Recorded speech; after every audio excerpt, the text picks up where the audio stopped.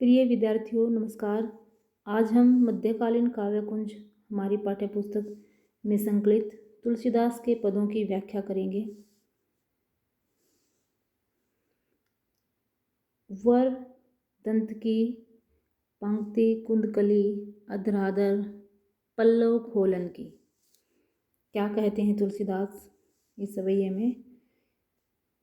वर दंत की जो बाल श्री राम हैं उनके सुंदर दांतों की, वर का अर्थ होता है बिल्कुल सुंदर। पंक्ति कुंदकली, कुंद की कली के समान। अधराधर पल्लव खोलन की, बाल श्री राम की दांतों की और उनके होठों की सुंदरता का बखान करते हुए तुलसीदास कहते हैं कि श्री राम के जो छोटे छोटे दांत हैं वो कुंद की कली के, कुंद नामक फूल की कली के समान लग रहे हैं। अधराधर पल्लव खोलन की, जब वह अपने होठ रूपी पत्तों को खोलते हैं, पल्लव अर्थात पत्ता, खोलन की खोलते हैं। अधराधर अपने होठों रूपी पत्तों को जब वह खोलते हैं तो कुंद फूल के समान, कुंद की कली के समान उनके दांत चमकते हैं। अर्थात जब वो अपने होठों को खोलते हैं तो उनके चमकीले दांत बड़े ही सुंदर लगते हैं। ऐसा लगता है मानो पत्तों के बीच से कुंद नामक फूल की कली निकल करके खिल रही है। चपला चमके घन बीच जगह छवि मोतिन माल अमोलन की।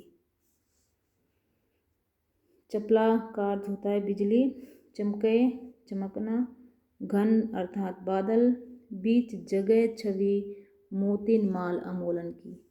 बाल श्री राम ने जो मोतियों की माला, जो अमोल मोतियों की माला अपने गले में पहनी हुई है, उसकी छवि अर्थात उसकी सुंदरता ऐसे लग रही है मानो बिजली चमक रही है बादलों के बीच में। अर्थात जिस प्रकार से काले काले बादलों के बीच में बिजली चमकती है, उसी प्रकार से बाल श्री राम के गले में पड़ी हुई अमोल मोतियों की माला बड़ी ही सुंदर लग रही है। घुंघरारी लटे लटके मुख ऊपर कुंडल लोल कपोलन की।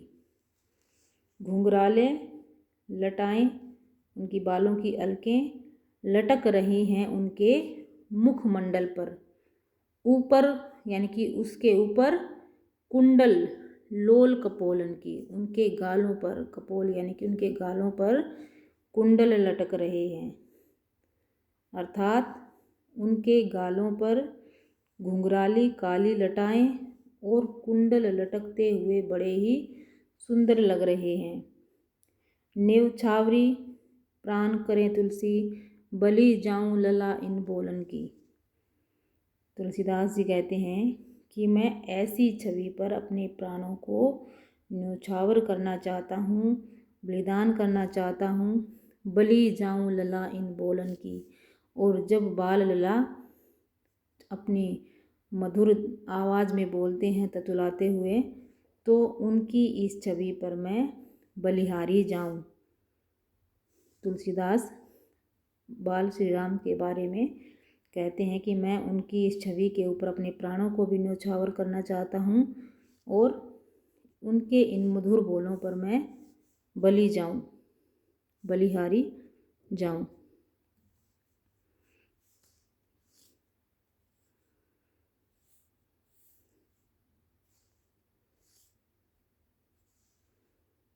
पदकंजनी, इस पद्य में भी बाल श्री राम की सुंदरता के बारे में ही बताया गया है कि वो कैसे शोभायमान हो रहे हैं। पदकंजनी अर्थात पद का अर्थ होता है पैर, कंजनी कमल के समान, कमल के समान पैर।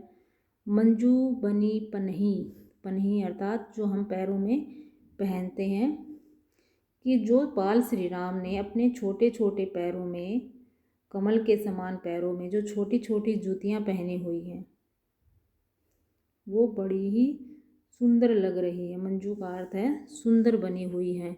धनुही सर, धनुही यानी कि धनुष, सर बाण, पंकज पानी लिए, अपने पंकज पानी यानी कि कमल रूपी हाथों में, पानी का अर्थ होता है हाथ, पंकज कमल, अपने कमल रूपी हाथों में बाल श्री राम ने छोटा सा धनुष और तीर अपने हाथों में पकड़ा हुआ है, अर्थात लिए हुए हैं।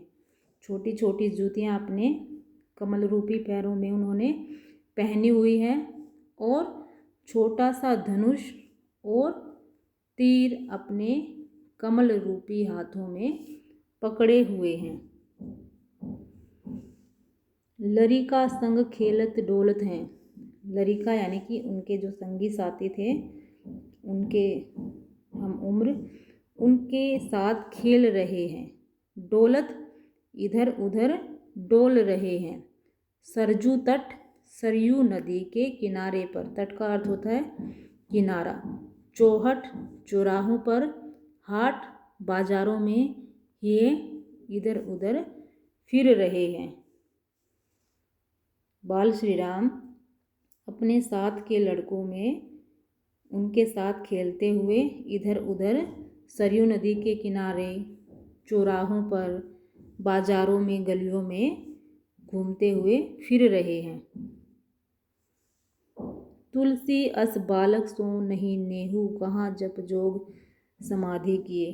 तुलसीदास जी कहते हैं कि इस बालक से नहीं नेहू कहा, कि इस बालक से जिसने प्रेम नहीं किया। नहीं नेहू का अर्थ है जिसने प्रेम नहीं किया।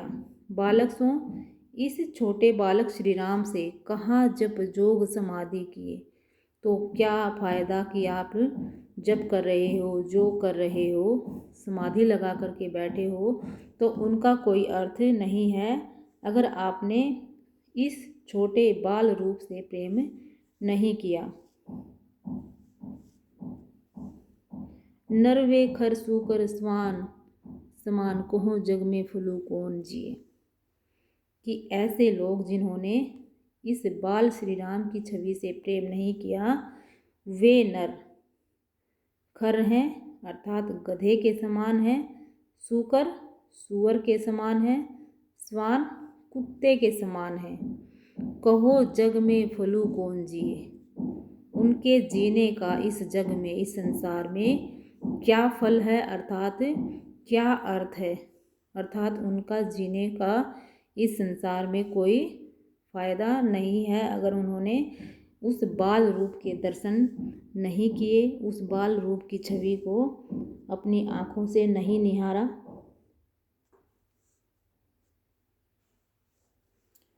पुरते निकसी रघुवीर वधु, धरी धीर दय मग में डग दवई। यहाँ पर उस समय का वर्णन है जब सीता माता, लक्ष्मण और राम वन की तरफ जा रहे थे और सीता माता बहुत ज़्यादा थक जाती हैं और उनकी इसी परेशानी का यहाँ पर वर्णन किया गया है। पुरते निकशी कि जैसे ही सीता माता पुरते अपनी नगरी से निकलती हैं तो रघुवीर वधु अर्थात राम की वधु सीता थरी धीर धये मग में डग दवे, यानी कि अभी सीता माता अपनी नगरी से निकली ही थी और बड़े धैर्य के साथ उन्होंने दो डग ही, दवाई डग यानी कि 2 कदम ही अपने रास्ते में रखे थे।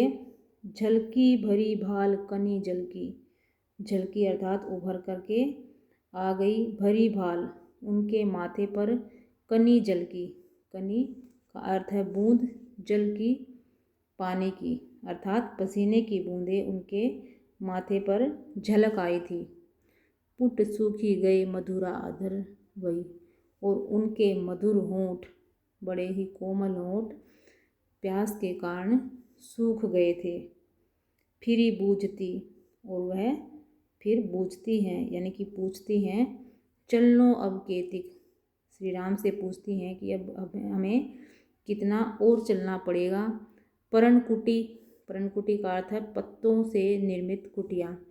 करीहो कित दवई, कि हम कितना और चलेंगे और पत्तों की जो कुटिया हम बनाने वाले हैं वो हम कहाँ बनाएंगे, अर्थात कितनी दूरी पर बनाएंगे, हमें कितना और चलना पड़ेगा।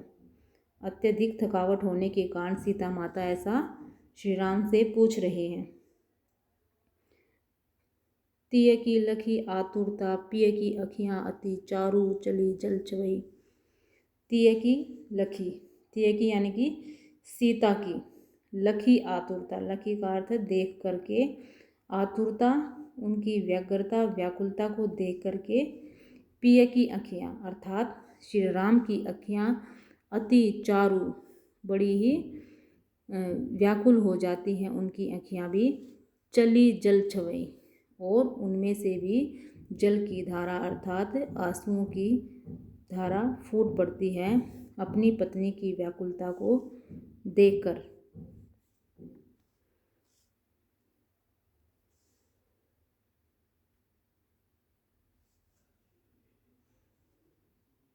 जब सीता माता बहुत ज़्यादा थक गई थी तो लक्ष्मण उनके लिए पीने के लिए जल लेने गए थे। तो उस समय का वर्णन है। जल को गए लखनऊ, है लरिका परिखो पिय, छाह घरिक है ठाड़े। सीता मैया श्री राम से कहती हैं कि जो लक्ष्मण जल को गए लखनऊ, लखनऊ अर्थात लक्ष्मण जल को यानी कि जल लेने गए हैं, है लरिका कि वो अभी लड़के हैं अर्थात बालक ही हैं, बड़ी ही कम उम्र है उनकी। परीखो अर्थात जान करके, यह जान करके कि अभी लक्ष्मण बहुत छोटे हैं और वो पानी लेने हैं गए हैं तो वो भी थक गए होंगे।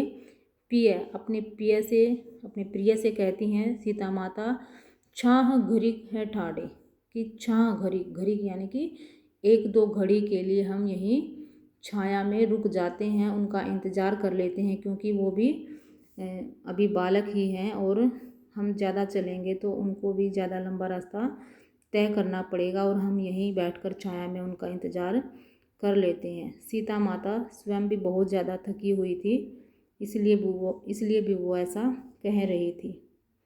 पहुँची पसेऊ बयारी करूँ, अरु पाए पखारी हूँ भूभूरी ठाडे। श्री राम भी बहुत ज़्यादा चलने के कारण थक गए थे।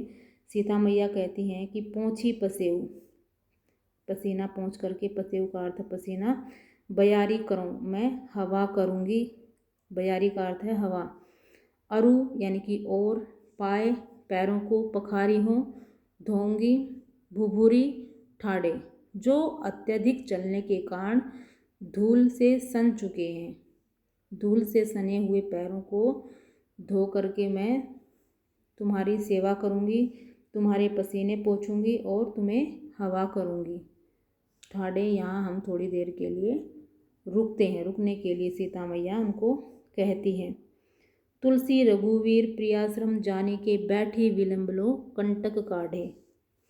तुलसीदास जी कहते हैं कि प्रभु श्री राम ने प्रियाश्रम, अपनी प्रिया के, अपनी प्रियतमा के परिश्रम को जान करके, उनके थकावट को जान करके बैठ जाते हैं, विलंब यानी कि बड़ी ही देर से, धीरे धीरे, लोग कंटक काढ़े, कंटक अपने कांटों को काढ़ने यानी कि निकालने लग जाते हैं। रास्ता तय करते करते जो उनके पैरों में कांटे चुभ गए थे उनको बड़े धीरे धीरे आराम से बैठ करके निकालते हैं, ताकि माता सीता को आराम करने के लिए भरपूर समय मिल सके।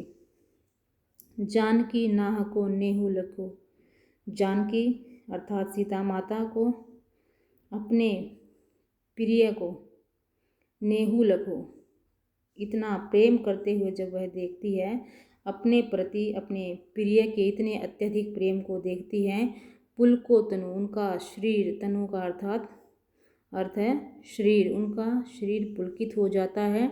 वारी विलोचन बाढ़े, और उनकी, वारी का अर्थ होता पानी आना, विलोचन उनकी आँखों में भी पानी रूपी जो अश्रु थे वह निकल आते हैं और बहुत ज़्यादा व्याकुल हो जाते हैं। धन्यवाद।